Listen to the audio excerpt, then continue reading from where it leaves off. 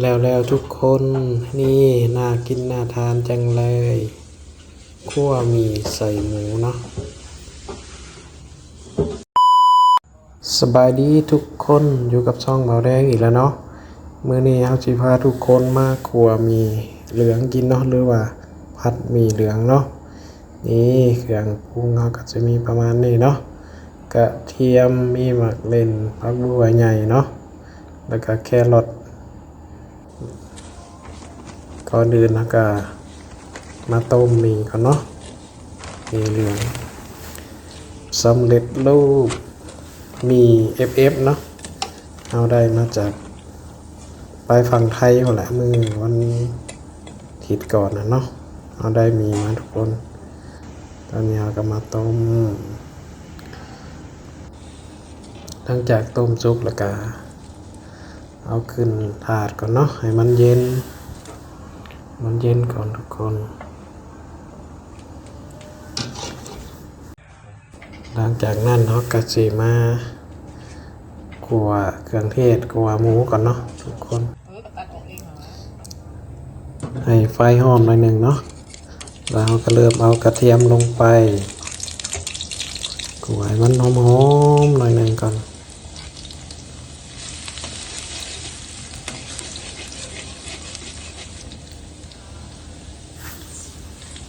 หลังจากนั้นเราก็เอาซีนหมูที่เราซอยไว้เนาะลงไปทุกคน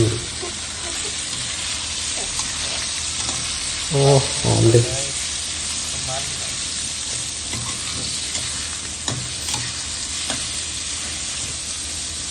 แล้วเราก็จะมาเริ่มปรุงรสกันเลยเนาะใส่น้ำตาลลงไปผงนัวเนาะใส่หลายแซ่บหลายทุกคนแล้วก็ตามด้วยน้ำปลานิดหน่อยแล้วก็พริกไทยเนาะคนให้เข้ากันทุกคนตามด้วยซีอิ๊วเนาะ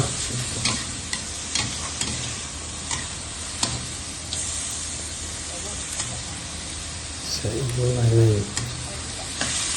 ขาวแล้วก็ซอสหอยลงไปเนาะทุกคนเนาะ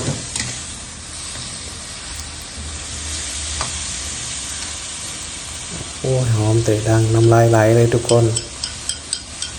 ตามด้วยซอสเด่นเนาะซอสมะลินหรือว่าซอสหมักเกลือเทศนั่นเองนะทุกคนหอมเตะดังเลยตอนนี้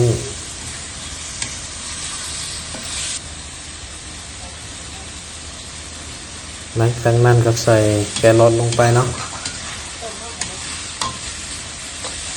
ว่าให้แครอทสุกก่อนแล้วก็ตามด้วยหอมบัวใหญ่กับหมักเล่นเนาะทุกคนใส่ลงไปเติมน้ำนิดหน่อยเนาะ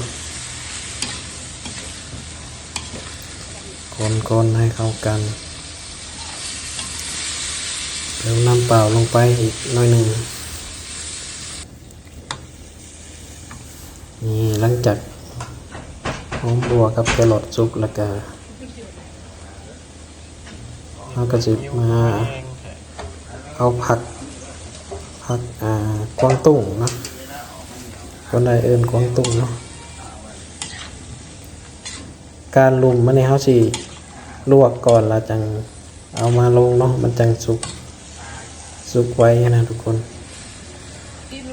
ใบมันเขาสิใส่น้ำหลังเนาะใบผักกวางตุ้งทุกคน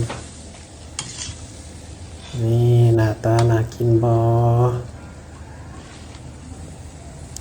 แล้วเราก็ตามด้วยใบผักกวางตุ้งเนาะทุกคนหน้าตาน่ากินจังเลยนี่อากาศผักสุกแล้วครับเอามาโรยหน้าเลยเนาะทุกคนโรยหน้าเลยมีเอากระลวกสุกไว้แล้วโรยหน้าแล้วก็คนเอาให้เข้ากันเนาะทุกคนนี่แค่นี้ก็เสร็จสิ้นแล้วเนาะง่ายๆทุกคนสามารถเฮ็ดกินเองได้เนาะนี่เมนูง่ายๆเนาะแต่แซ่บทุกคน ถึกใจเด็กๆเลยมือนี้เอาทุกคนชอบก็อย่าลืมฝากกดไลค์กด Subscribe ไว้ให้หน่อยเด้อทุกคนคลิปนี้ก็ขอลาไปก่อนเนาะทุกคนไว้เจอกันคลิปหน้าไปแล้วบ๊ายบายสบายดี